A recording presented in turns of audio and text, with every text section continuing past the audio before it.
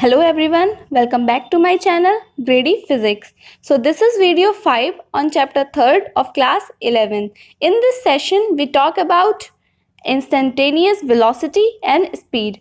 Before reading about these topics, we know what is average speed and what is average velocity. If you can't see my previous videos, first just go and watch. The link is in the description. So without wasting the time, let's start the video. Instantaneous velocity. Instantaneous velocity is defined as the rate of change of position for a time interval which is very small or almost zero. Or in simple words, the definition of instantaneous velocity is the velocity of an object under motion at a specific point of time is known as instantaneous velocity. If the object possesses uniform velocity, then the instantaneous velocity may be the same as its standard velocity, as you can see in this example. It is determined very similarly as that of average velocity, but here time period is narrowed. We know that the average velocity for a given time interval is total displacement divided by total time. As this time interval approaches zero, the displacement also approaches zero, but the limit of the ratio of displacement to the time is non-zero and it is called instantaneous velocity. Here the formula of instantaneous velocity is given. Vi is equals to limit t tends to 0 ds upon dt, where our delta t is the small time interval, Vi is the instantaneous velocity and s is the displacement and t is the time. So this is your formula of instantaneous velocity.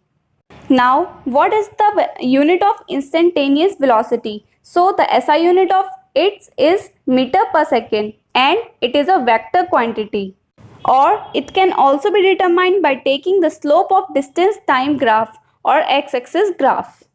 Now take some example on instantaneous velocity. So if the displacement of the particle varies with respect to the time and is given as 60 square plus 2t plus 4 meter, the instantaneous velocity can be found out at any given time by s, which means displacement is equals to 60 square plus 2t plus 4, and our velocity we know that displacement upon time, or we can say that the rate of change of displacement upon time. So now if we have to find out instantaneous velocity at time is equals to 5 seconds. So we put here time 5 seconds. Then we got 12 into 5 plus 2, which is 62 meter per second. So this is our instantaneous velocity. Now let us calculate the average velocity for 5 seconds. So displacement is equals to 6 into 5 square plus 2 into 5 plus 4, which is 164 meters. Now we have to calculate our average velocity. So 164 is divided by 5, which we got 32.8 meter per second. So this is our final answer. We got here instantaneous velocity, displacement and average velocity as well. Now we have to move our next topic, which is instantaneous speed. So we know that the average speed for a given time interval is the total distance traveled divided by the total time taken. As this time traveled approaches 0, the distance travels also approaches 0, but the limit of the ratio of distance and the time is non-zero, and this is called instantaneous speed.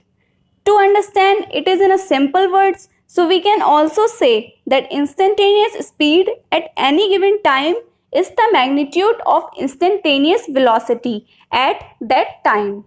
So this is our definition of instantaneous speed.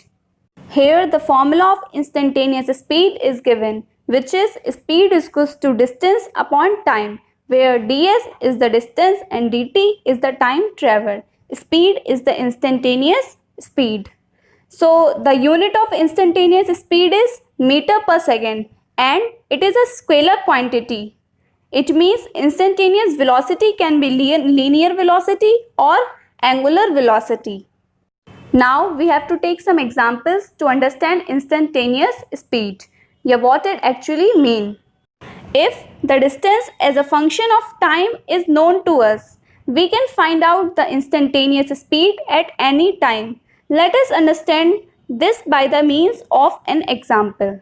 Let distance is equals to 5t3 meter. Now we will substitute it into formula. Our formula is speed is equals to distance upon time. So here we got d5t cube upon dt. It means 15t square. We can now easily find the instantaneous speed at any given time by putting the values of t in this obtained expression. So this is the brief and easy discussion about instantaneous speed and instantaneous velocity. Now we will understand what is the difference between instantaneous speed and instantaneous velocity. So instantaneous speed is the magnitude of instantaneous velocity, जैसा कि मैंने पहले बताया था. And instantaneous velocity is the change in position taking place at a small change in time. Instantaneous speed is a scalar quantity where instantaneous velocity is a vector quantity. The formula of instantaneous speed is distance upon time, and the formula of instantaneous velocity, which is displacement upon time. So this is your difference between instantaneous speed and instantaneous velocity. Now in the next video we will do some questions related to them. Thank you so much guys for watching my video. If you like the video, then please subscribe my channel and click the bell icon to get more new videos related to more new topics.